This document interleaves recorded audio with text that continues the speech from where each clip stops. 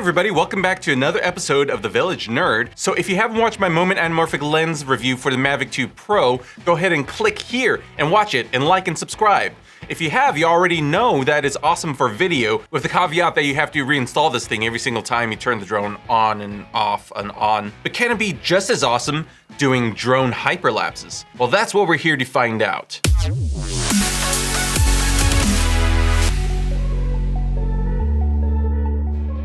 The main worry is that there's a lot of distortion in this lens, and maybe the stabilization in post is going to be all screwed up by that. Well, let's go and dive in and find out, eh? Let's first go over the steps that I use to get aerial hyperlapses and make them awesome. First, I go into hyperlapse mode on the drone and make sure that I choose to capture in raw DNGs. Then I capture a hyperlapse, and then I edit the DNG files in Lightroom, balancing everything out in terms of color and brightness, hoo-ha, whatever. Then I export in high quality JPEGs and then import into After Effects as an image sequence. And then I add either warp stabilization or stabilize using trackers or combine both, because sometimes, it gets to that point. And from there, in Premiere, I could edit it into any project by just like reframing and blah, blah, whatever. Now, putting on the anamorphic lens, there are two main things that we want to find out. One, does it even work with all that distortion that this thing is, that's what it does. It distorts, it stretches. Number two, is it awesome? Isn't even worth the trouble of putting on your drone, because that is a little bit of trouble to put this thing on. Let's go ahead and dive in again.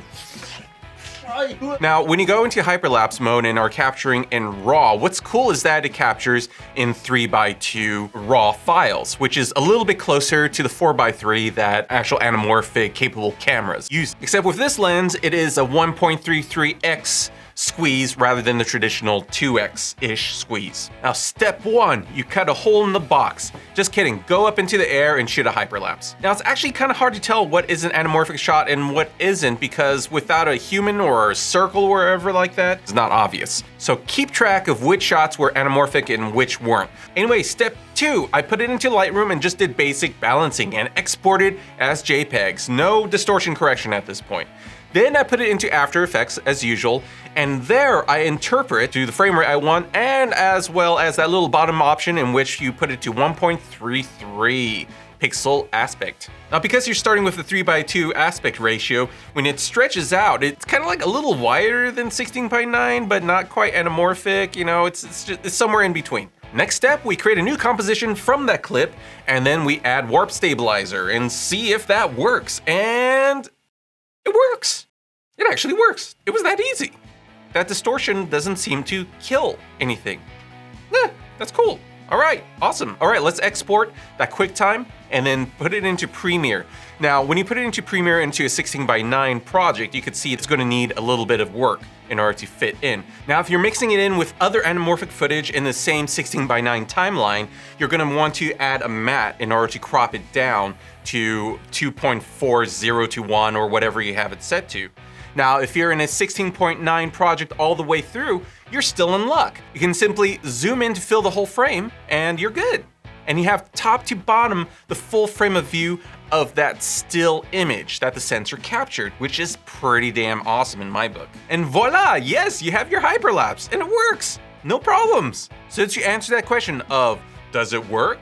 It is a yes, but with the caveat that because of the wider field of view, you want to be careful about parallaxing issues even more. So I recommend flying higher, or else, especially with these hills, a bit of like wobbling of the camera, Z-axis, and then, the hills start, bouncing around like you're... Now, the next question is it awesome? Is it even worth it putting it on?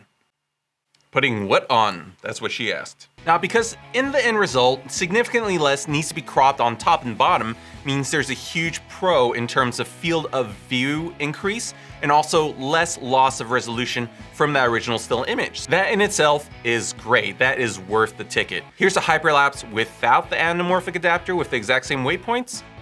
Here's a hyperlapse with the anamorphic adapter.